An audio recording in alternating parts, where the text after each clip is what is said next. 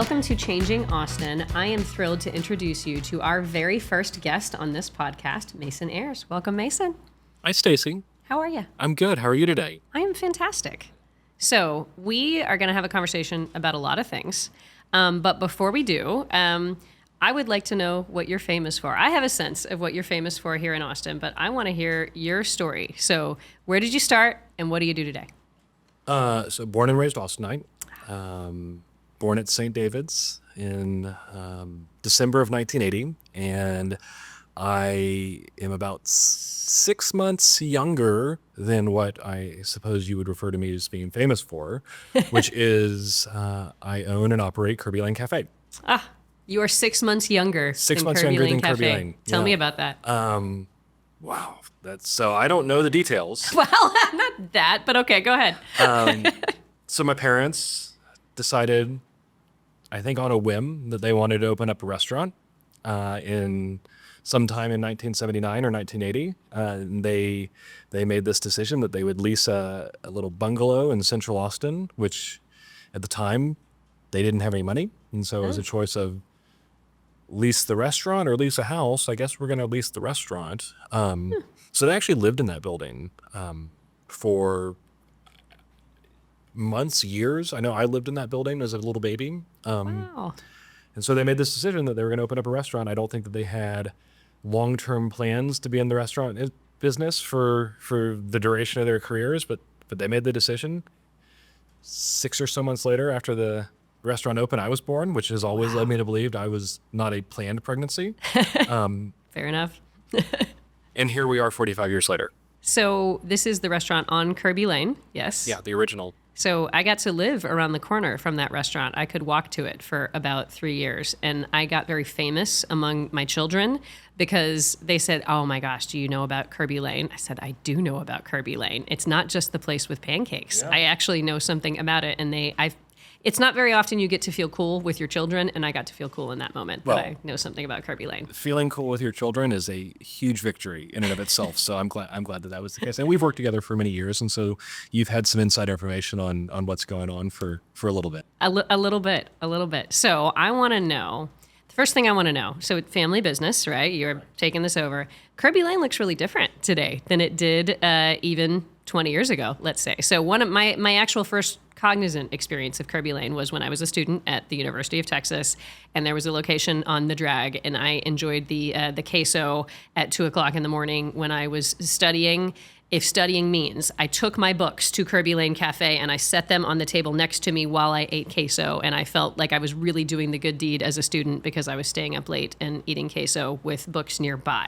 That was my first experience of it. So it looks different today than it did back then. Talk a little bit about that. So broader context, I was walking through the airport earlier this week, and I saw this shirt that said RIP Old Austin, and it was a list of dozens and dozens of businesses that were familiar to me because I've been around for 45 years. Yeah. So, Vulcan Video and Threadgills and Shady Grove and Mothers, and the list goes on and on and on and on and on. And it's sad for me in a lot of ways that these things that were fabric of Austin, part of my childhood, aren't here any longer, yet we endure.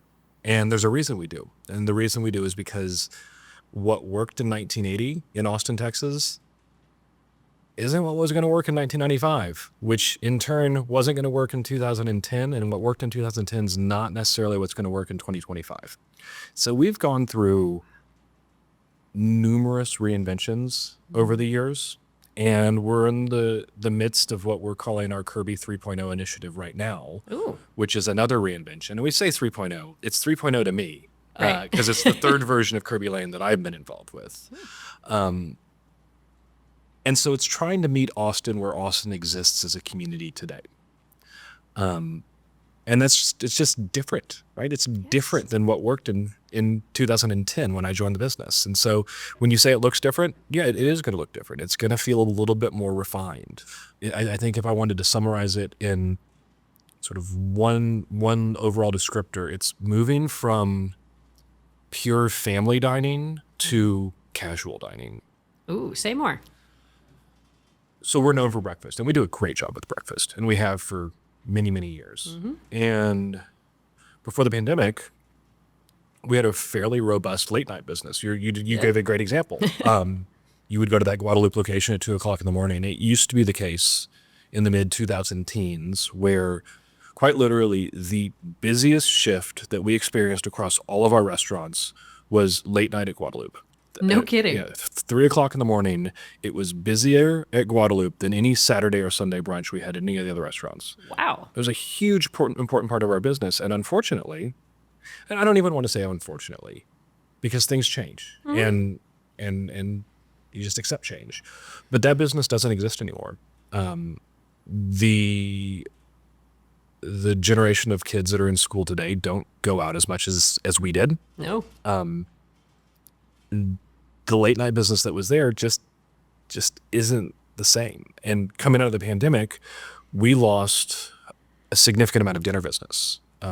That was something that was surprising to us because we used to do a fairly solid dinner business, and it really dropped off coming out of the pandemic. And so as we've looked at who we want to be as an institution, who is it that we want to be to Austin on a go-forward basis? Yes, of course we're going to embrace breakfast. We've always done that well, and we're not going to mess with something that works. But we've really reinvented ourselves as a dinner concept. And so we've introduced craft cocktails.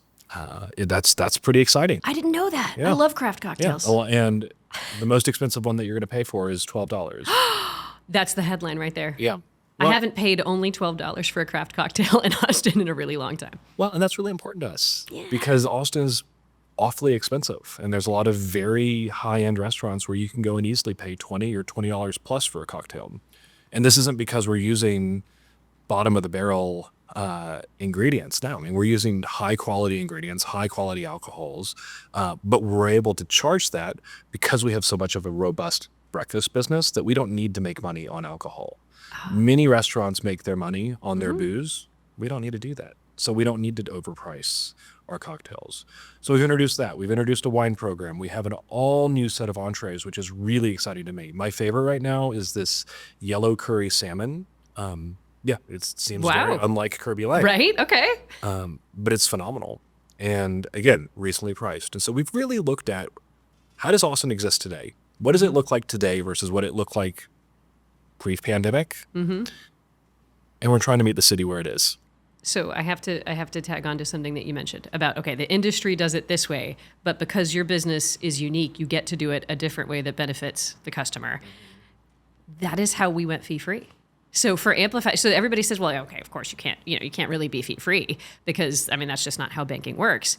And what was true for our business is we were already a fee-averse kind of business. So our Amplify's membership already didn't pay that much in fees. And so we were able to say, well, let's turn that into a competitive advantage. Instead of trying to say, oh, well, how could we get more fees, right? So in your case, like, how can I get somebody to pay $18 for a cocktail? You're like, well, why don't I just turn that into the competitive advantage that drives more demand for my core product? Instead of just going with the playbook of the industry, why not choose something that's unique about your business model and turn it into a customer advantage and something that people can get excited about? Like, I'm excited about that. I did not know you have craft cocktails. No, you should be excited. And I literally don't think anybody's ever said, I like paying bank fees or I like paying $20 for a cocktail.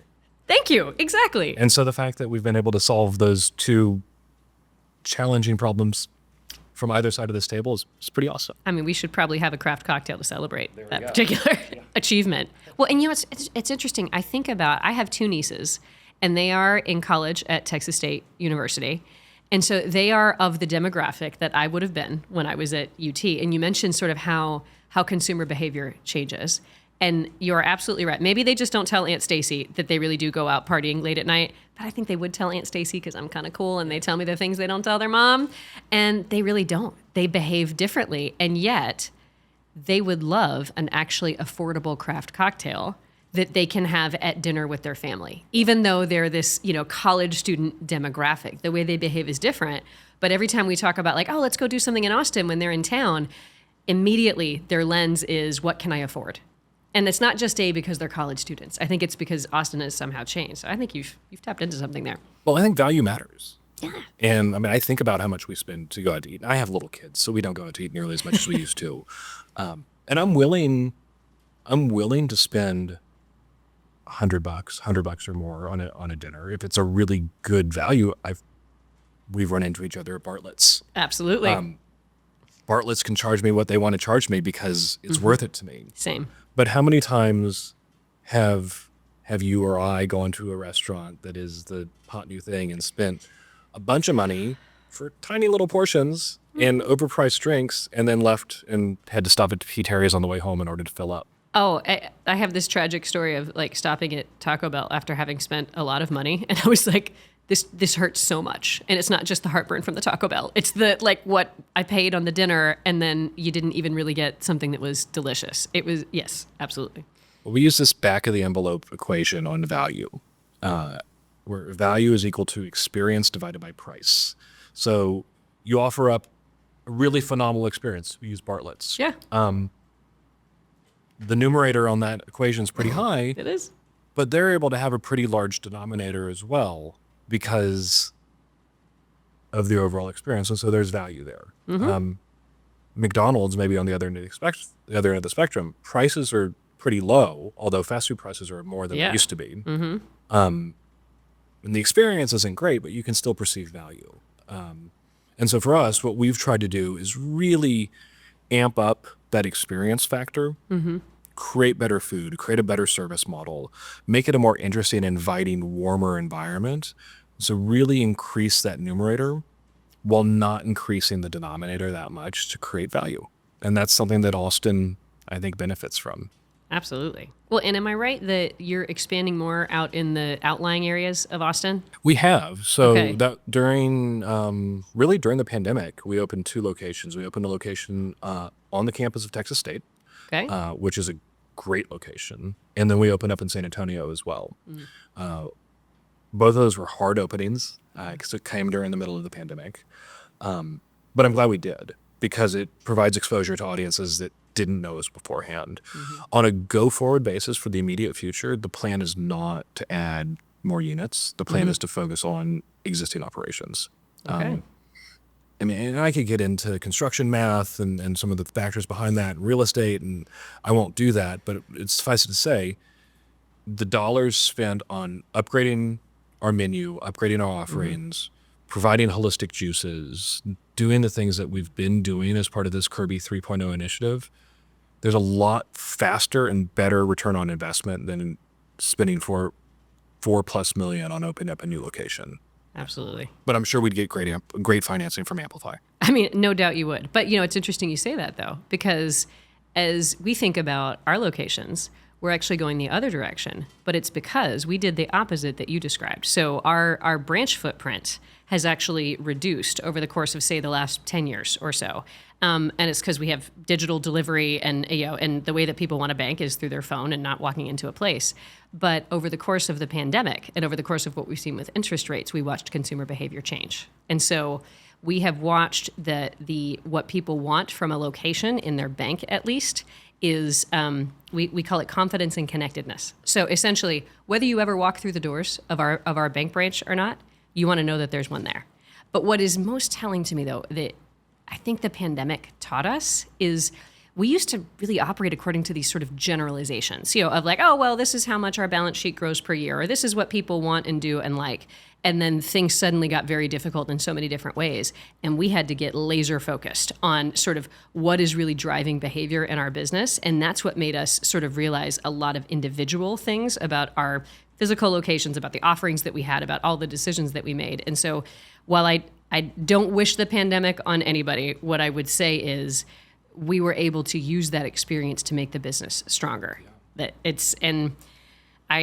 I think we still have lots of lessons to learn from it. We're going to find out. I think we're still finding out how much behavior is going to endure through the pandemic, because I kind of feel like it's easy to say we're post-pandemic, but I'm not sure our behaviors are post-pandemic yet, versus what is going to change, quote unquote, back or to something new. Well, I love the way you're framing this in terms of I'm not going to be a victim to this thing I don't have any control over. Nope. And it'd be really easy to fall into that because it was devastating. It was devastating for our business. I imagine it was not good for your business. And it'd be really easy to fall into victimhood and say, well, I just throw my arms up. I can't do anything about it. Yeah. But the reality is every crisis represents an opportunity. And it seems like it caused laser focus on your end, and it caused a reevaluation of our business on our end. And we're seeing really, really good numbers in 2025 as a result of reevaluating what we've always done and taking an empowered stance and saying, okay, well, we're just not going to be a victim to the circumstances. I love that you guys did that. So Kerbey Lane uses open book management. Correct. Yeah. And I have always been fascinated by that concept. I have not had any personal experience with it, but the idea of it is really interesting to me. And I think of it because one of Amplify's leadership philosophies is what we call radical transparency. So essentially, unless there's a reason someone shouldn't know something, and there are reasons of confidentiality of some things that employees shouldn't know, then we're going to tell you. And so anything that we do is ask any question that you want, and we'll give you the answer whether you like it or not. And so I am fascinated by it. We don't operate according to open book management. I would love to know what led you to do that, and what has that been like? Sure. So open book management was born out of a company in Springfield, Missouri called Springfield Remanufacturing Corporation. Remanufactures heavy equipment. They essentially they took on a lot of debt in the early 80s, more debt than they understood that they were taking on. And this is when interest rates were 18, 20%. Oh, credit card. That's like financing on a credit card. Yeah. And so they were in crisis, and they had to figure out, how do we create profitability for this business?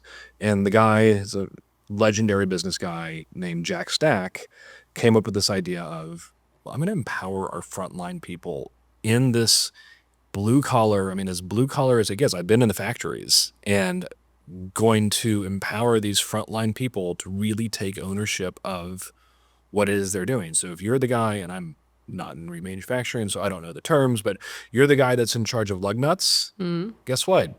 You're going to have an understanding of how much money we're spending on lug nuts each period, and what our lug nut inventory is, and how that's being used, and where they're being wasted, and how we can be more efficient. Long story short, they created this culture of empowerment across the entire organization, and it enabled the company to not only get out of debt, but really thrive. And then they said, I think we're onto something. He wrote a book called The Great Game of Business, which I came across my desk in the early 2010s. And I said, this really resonates with us and who we are. It resonates with our values. And so over the course of a couple years in the early to mid 2010s, we adopted open book management. And so what that meant was frontline people had ownership over lines on the P&L within their store. You might have a busser with ownership over the plates that we're using. And so if we're breaking plates when we're throwing them in the dish in the dish area, we need to be aware of that, because that's throwing dollars in the trash. So do we practice open book management perfectly? No. We are not black belts in it, but we're pretty good at it. What it looks like these days is all of our financials are transparent. We don't keep any secrets. If someone wants to take a look at the balance sheet, that's available for hostess to look at. If someone wants to take a look at the income statement, that's available. We don't publish salary data. Sure, right. That's one of those things. But there's an understanding of how the company's doing. And so our team knows Kerbey Lane's not in risk of going out of business anytime soon. Know that we are a financially stable, healthy company that's growing, that's profitable. And it's also empowering in that we ask our team to come up with ideas. I sit in an office in front of a computer most of the time. I am not going to have the best operational ideas. And for me to pretend that I would is delusional. But we have team members that come up with really good ideas. There's the one just recently. We started serving steak frites. We have this really nice chimichurri steak frites with garlic truffle fries. Yum. There's a server at our South Lamar location. He's like, oh yeah, I figured out how to sell this as a breakfast dish. I was like, do tell. What? How does that work, Shane? He says, well, what I've done is I talk about the steak frites, and I talk about what a good cut of steak it is, and how the chimichurri and blah, blah, blah, blah. And I just say, you just want to turn this into a steak and eggs, and you're going to get the best steak and eggs in town. So you And I was like, that's a really good idea. Right? So now we sell a lot of steak frites for breakfast. They get turned into steak frites and eggs. And it's just that came from the front line. Another really good example was, you mentioned queso. We serve a lot of queso. for many years, the spec with queso was chips, bowl of queso, side of salsa. Okay. Servers noticed that we were throwing away a lot of salsa. They said, well, what if we just ask the question of the guest? What if we just ask, do you want salsa with that? Turns out, more often than not, guests said, no, I want the queso. I didn't use the salsa. Well, and then we would throw it away. Yeah. And so we were throwing away quite literally hundreds of gallons of salsa a year, which that adds up to tens of thousands of dollars. And so that's stuff that comes from the front line. And that's really what open book management is for us. Okay. Yeah. This reminds me of we do something called culture conversations with our employees. We do new employee orientation, and our executive team is involved in that because we want our employees to all kind of meet and know the executives. But what we realized was we weren't having any sort of, the executives who sit far away from the front line, weren't having any regular interaction with people who do sit on the front lines. And so now our CEO and I do these conversations twice a month, and it's with about a dozen employees. And we almost always get, at the very least, we feel like we get some sort of tempo or some sort of feel. And even when things are difficult, so, in our industry, it's like, okay, everybody watches the financial news, or at least just whatever the headlines are. And so anything that's happening with inflation or interest rates or any of these kind of macro things, our employees are paying attention because they work in a financial institution, and they don't always know, what does that really mean to me and my role into Amplify? Should I be worried? Should I not be worried? And so sometimes it surfaces that, but sometimes it gives us great ideas. We've actually learned better questions to ask in these. We used to ask only questions about things like our core values and our service standards, and we still ask some of that, but we also ask, what is your proudest accomplishment over the course of the last handful of months? And what is the thing that frustrates you most in our business? And we have landed on so many things with that question that are like, really? That's what's frustrating to you? We had a system issue that it was, it's normally like, oh, people are like, well, I know, system things can be hard and whatnot, but it's really frustrating that this system won't load. And you watched every head on the screen, because we do these virtually, every head on the screen just starts to nod. Yeah, whatever. I'm like, this is our core banking system. Like, that's a really important system. Fast forward 6 weeks later, when the right people ask the right questions and chase it, we were able to actually change that to where somebody wasn't waiting 8 minutes for a browser to load on. And I'm like, this is what you do all day. And you wouldn't believe how many positive comments we got back. And I'm like, that is not necessarily, some people would say, well, that's not what an executive should be focused on. And I said, that's exactly what an executive should be focused on. Team member happiness? Yes, yeah. Exactly. Well, that's great. And I mean, having that level of communication, that connectedness is so important. Well, and even if you orchestrate it in those ways, then people will maybe hopefully bring you the things you don't ask for, of like, hey, you need to know this. Like, this thing is happening over here. So as you then think about, are there any cautions that you have for organizations that sort of want to move in this direction? Anything that you sort of discovered where you're like, ooh, this was a bridge too far for us, or that got more complicated than we expected? Yeah, I think that first of all, that's a great question. And it's one that with 10 plus years of experience doing this, I'm able to reflect on a lot better than I would have when we first started. Initially, it was something that we thought, okay, open book management is going to get rolled up and down the organization. Every single team member is going to have a line on the P&L. And ultimately, that isn't where we landed. We landed on many team members having lines on the P&L, many people having ownership responsibilities over our finances. But for this business, there's a lot of people who are seasonal people. There's a lot of people who are part-time, and asking them to take on ownership isn't necessarily what they want to do. And that's no fault on them. It's a student trying to make money over the summer, or whatever the case may be. And so what we've landed on is the people who are in it for the long haul, who have made this their career. Absolutely, we're going to provide them all of the financial literacy that they want. We have a really good financial literacy program. In fact, it's one of the things I'm most proud of in terms of what I've created at the business, was our financial literacy program. So we're going to give them that financial literacy. We're going to give them ownership of the P&L, and we're going to have them be active participants in the business. This thing can work really well without all 700 team members being a participant. And maybe participant simply means providing feedback, providing suggestions. That's great. Sure. React. That's all we need. Tell me about financial education. Oh, it's It really is. It's one of my proudest things that I've created. It came out of a moment of real frustration. I was leading a P&L review for group of management, and I was going through and I was talking about things, and I was talking about percentages, and I was talking about this, that, and the other.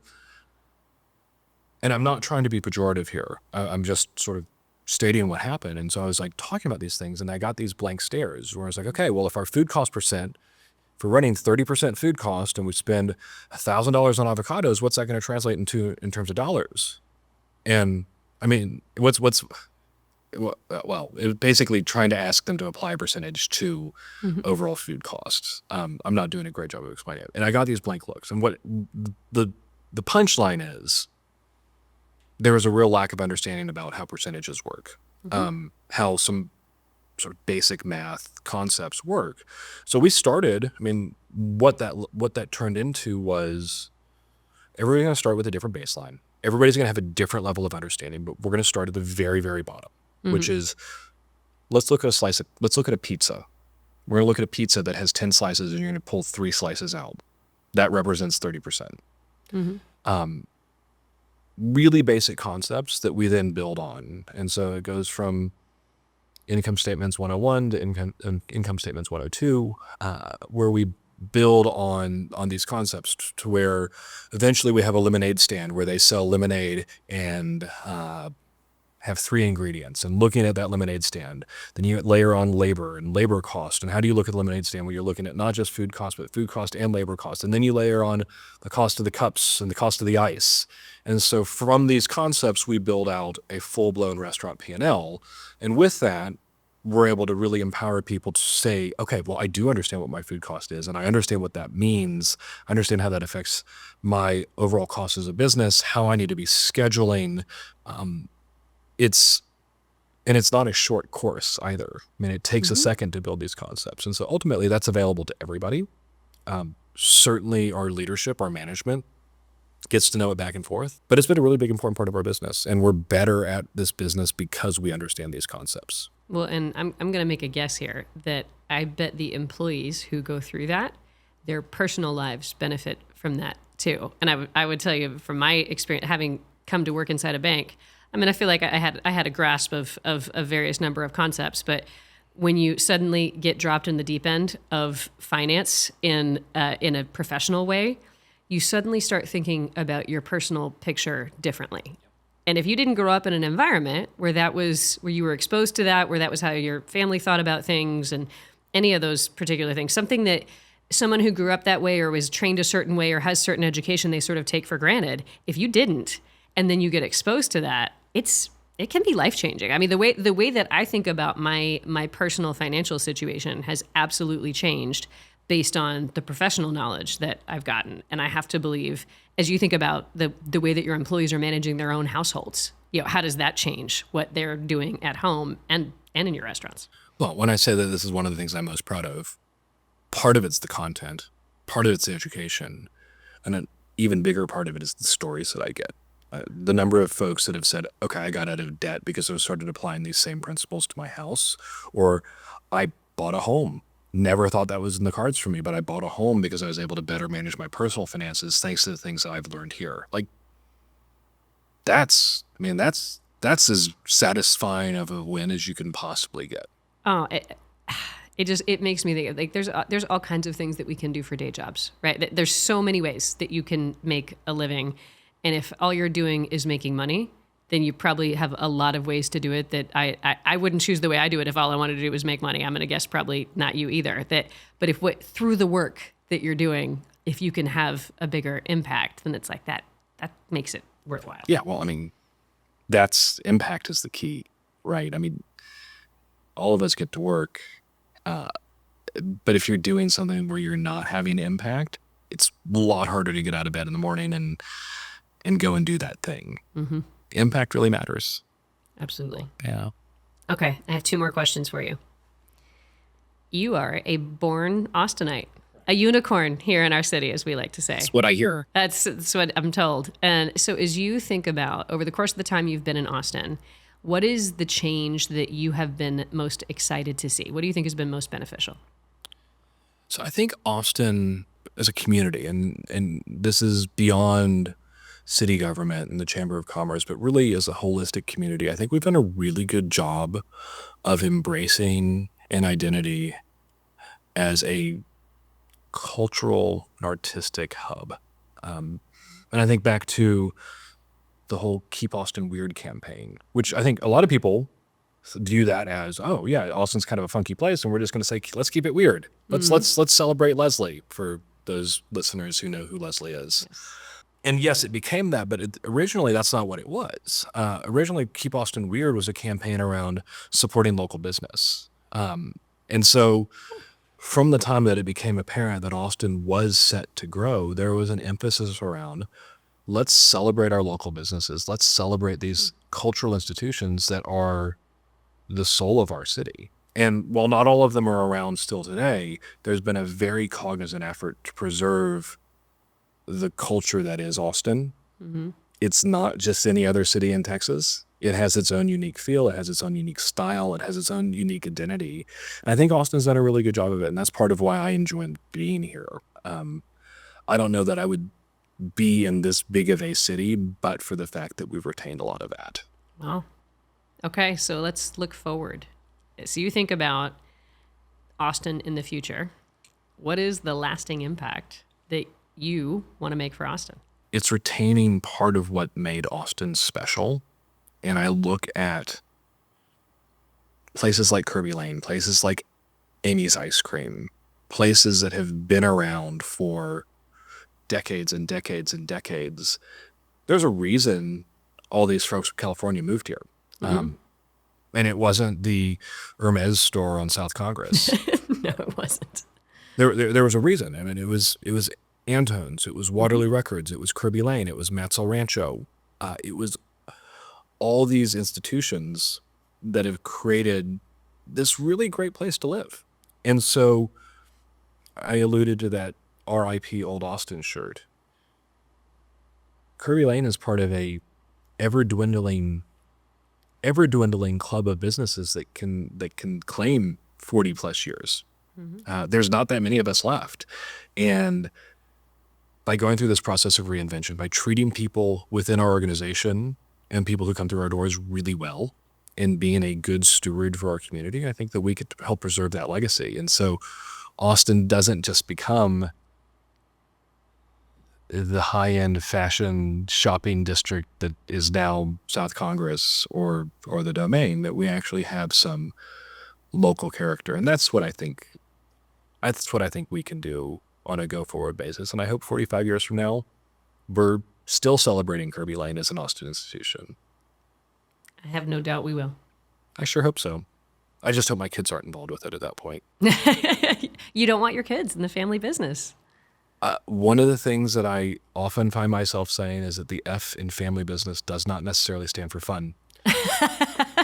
Some other F words come to mind. I'm not going to repeat them here, but well, I could just say frustration, futility. But there's also really wonderful things about family business. I hope my kids chart their own course and have their own identity. Okay. Thank you, Mason. Thanks, Stacy. It's always fun. Always.